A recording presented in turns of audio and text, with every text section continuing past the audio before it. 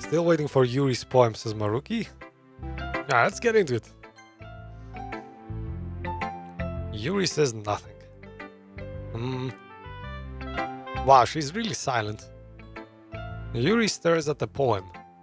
A minute passes, more than enough time to finish reading. Oh, sorry. I forgot to start speaking. Oh, wow. This girl is weird. She forgot to start speaking? Thank God she didn't forget to start breathing or something.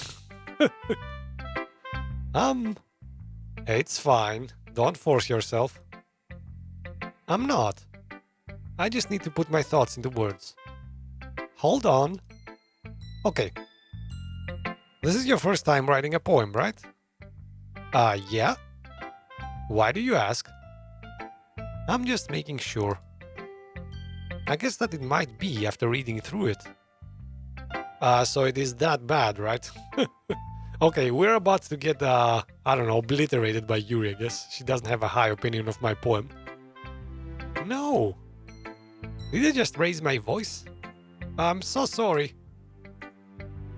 Yuri buries her face in her hands. I couldn't help but notice that it's been several minutes and we really haven't gotten anywhere. Yeah, man, we've been talking all this time and she hasn't said a single word about what she thinks about my poem. It might take Yuri a while to get used to new people. It's fine, I really didn't notice, Yuri. What were you saying? Right, it's just that there are specific writing habits that are usually typical of new writers. And having been through that myself, I kind of learned to pick up on them. I think the most noticeable thing I recognize in new writers is that they try to make their style very deliberate. In other words, they try to pick a writing style separate from the topic matter, and they form-fit the two together. I have no idea what she's talking about. The end result is that both the style and the expressiveness are weakened. Whatever you say, Yuri. Man, I'm glad I didn't pick Yuri the first time. That girl makes no sense to me. Once Yuri finds her train of thought, it's as if her demeanor totally changes. Her stammering is completely gone, and she sounds like an expert. Of course, that's not something you can be blamed for. Oh, she takes her critical pose here, okay. Brace yourselves, we're about to be obliterated. There are so many different skills and techniques that go into writing, even a simple poem. Not just finding them and building them, but getting them to work together is probably the most challenging part. It might take you some time, but it all comes with practice and learning by example and trying new things. I also hope that everyone else in the club gives you valuable feedback. Natsuki can be a little biased though. Biased? How? Well, never mind. I shouldn't be talking about people like that. Sorry. It's fine. I'm not sure if Yuri's apologizing to herself, to me, or to Natsuki. Do you mind if I read your poem now, Yuri? Please do. I'd love to share my thought process behind it. Oh man, look how satisfied she looks. Yuri smiles dreamily, as if that's a rare opportunity for her. Yeah, my comments exactly. That's what I thought. Which itself is kind of funny. After all, isn't this supposed to be a literature club? Alright, let's take a break before I read this. See some chat.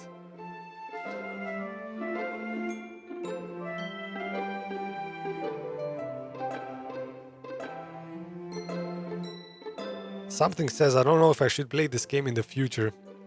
It can be kind of disturbing because I've seen scenes. I'm doing a kind of half-blind playthrough at this point, okay? So, I don't know. If you are resistant to things like sadness, self-harm and things like that, then you can play it. But I don't know. It is kind of a game that I wouldn't really propose to people playing. I mean, maybe you're just better off watching someone else play it, especially a Let's Player, because, you know, I think this game shouldn't be played alone.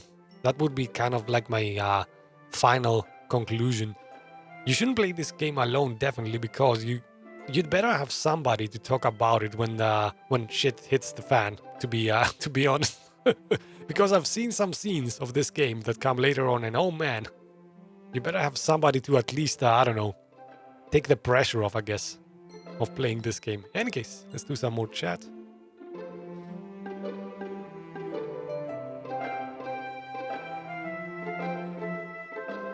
Oh, something is talking about something else completely, I guess.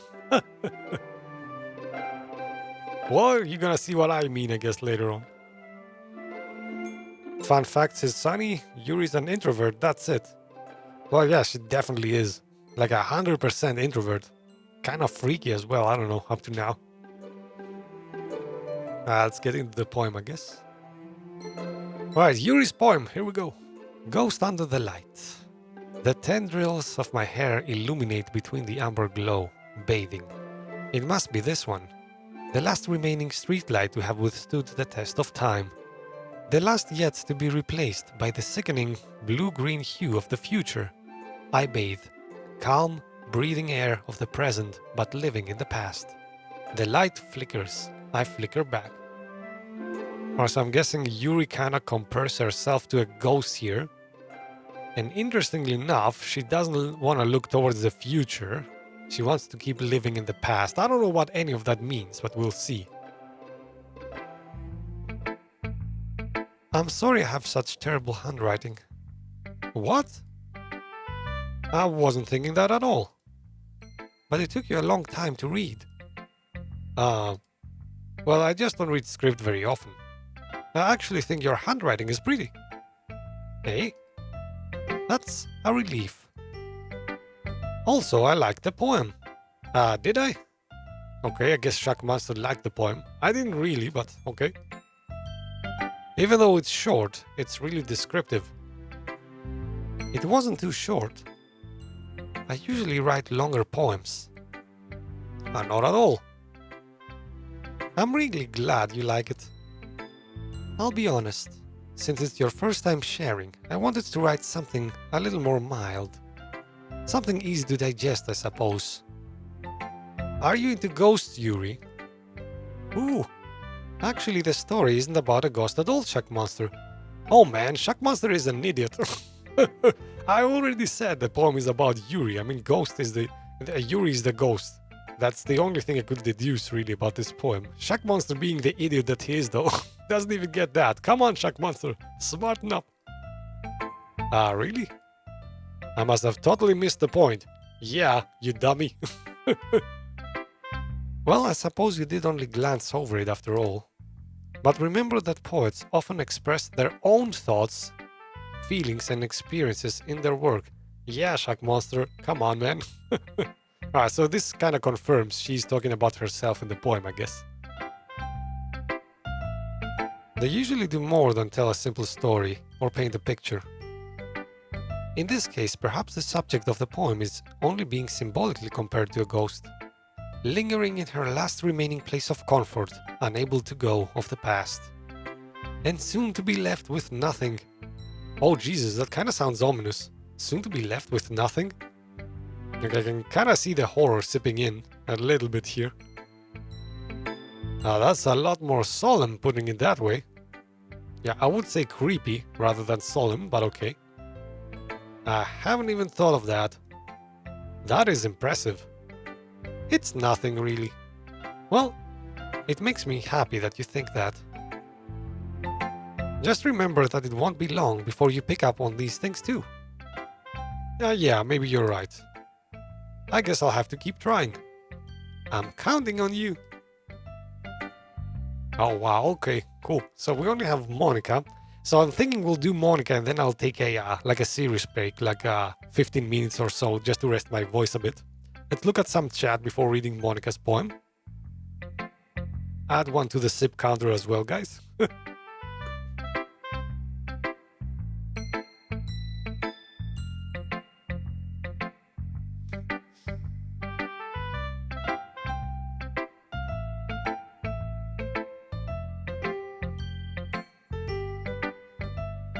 Sunny says, imagine if there was an option where she says, you took a long time to read and you said, yeah, sorry, I was getting hydrated and reading chat.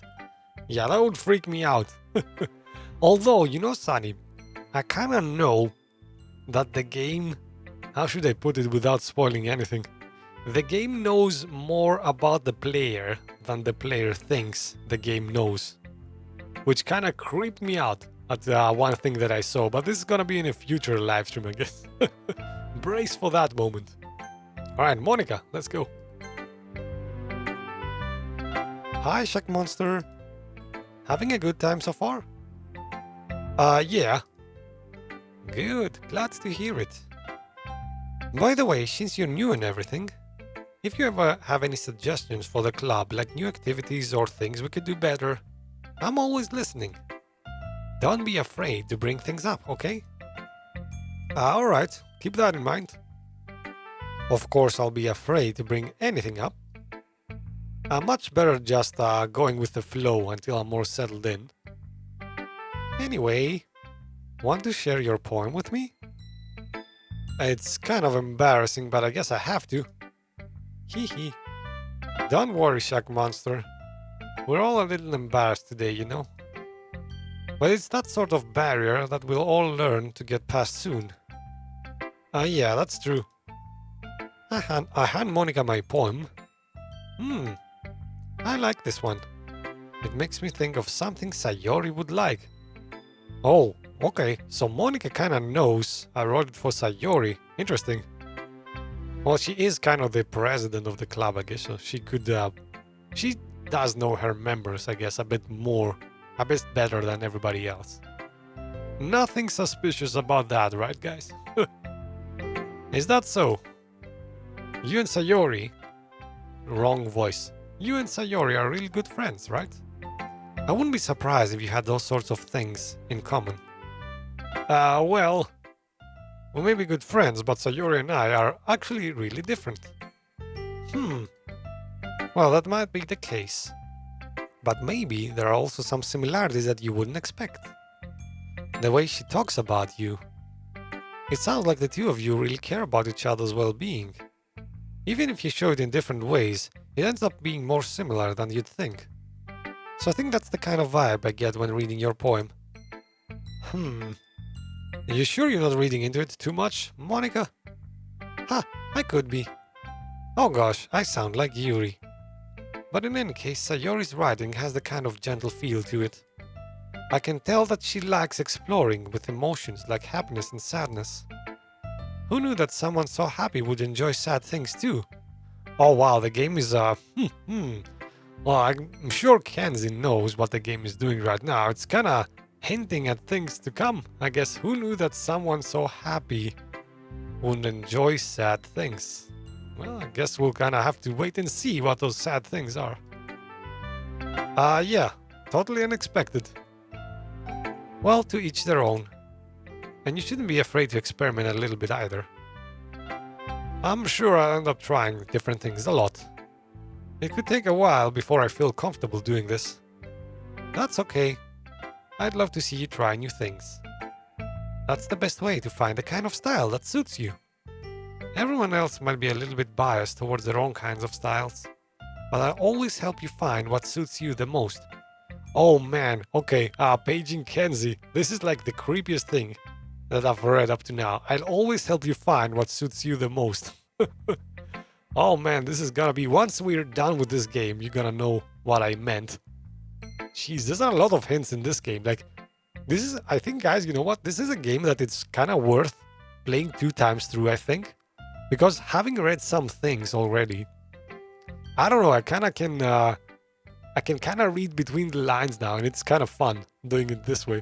In any case, I would definitely suggest watching this game twice if you can do that even.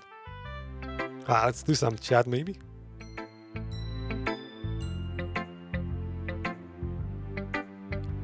Sunny says she's hinting at what you should put in your poem to make Sayori happy. She's helping you with the romance with Sayori. Is she, Shani? Is she really helping me with Sayori? I think it's quite the opposite, to be honest with you. I mean, she always says she will be there for me, she will help me out. And she's hinting that Sayori is sad rather than happy. Like, a man would be attracted to a happy girl, not a sad one, right? So if she says Sayori is sad, it kind of feels to me like Monica is pushing me a little away from Sayori, if anything else. Now, we'll see though. We'll see who's right at the end. It's not like you have to worry about impressing them or anything. Hehe. And I laugh back, okay? Lots of laughing going on. Anyway, what do you want? Do you want to read my poem now? Oh, she's writing a poem too? Interesting. Don't worry, I'm not very good. You sound pretty confident for someone who claims not to be very good. Well, that's because I have to sound confident. It doesn't mean I always feel that way, you know? I see. Well, let's read it then. Okay, so we get a poem from Monica. Now, I'm more interested in this because she's not a romanceable character, so what is her poem going to be about? Let's see. I'm gonna let this linger for a bit and take a sip.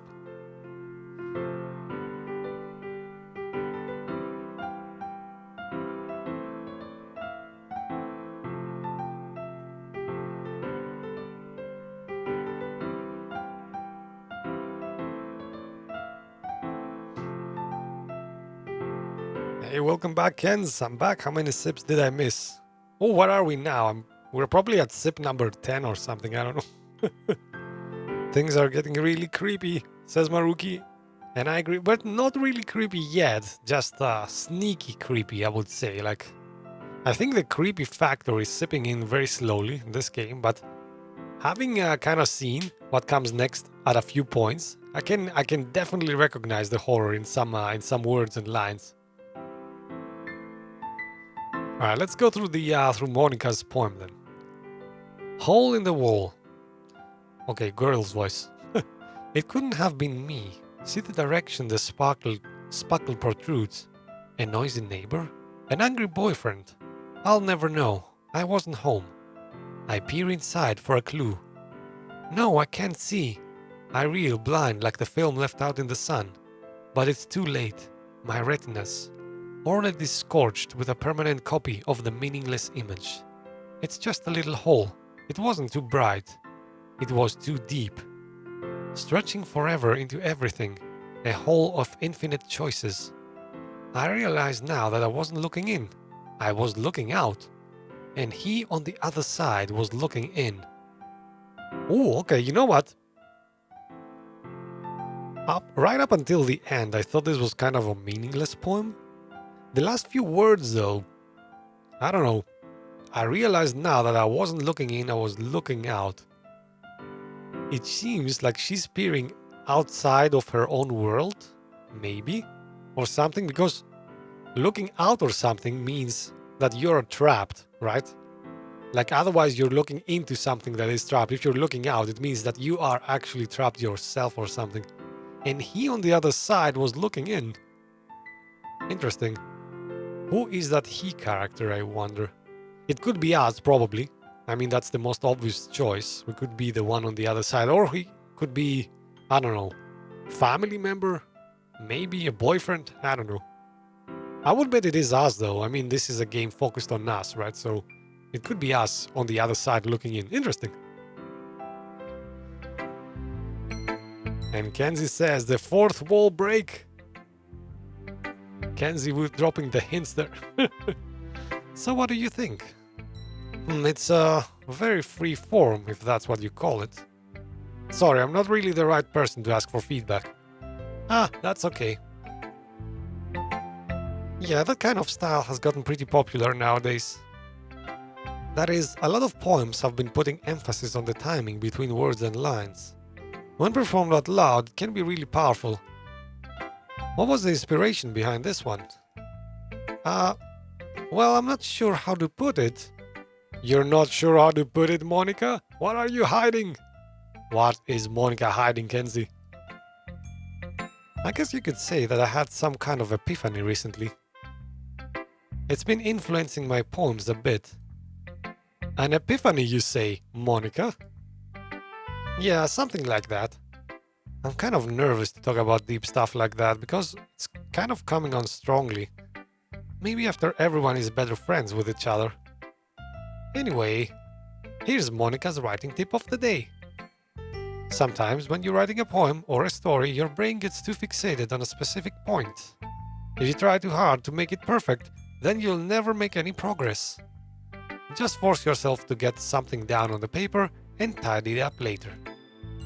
Another way to think about this is, if you keep your pen in the same spot for too long, you'll just get a big dark puddle of ink. So just move your hand and go with the flow. Actually, a good piece of advice. Go with the flow. That's my advice for today. Thanks for listening. That's kind of weird. Why is she saying thanks for listening? It's like she's addressing a large audience or something. I don't know.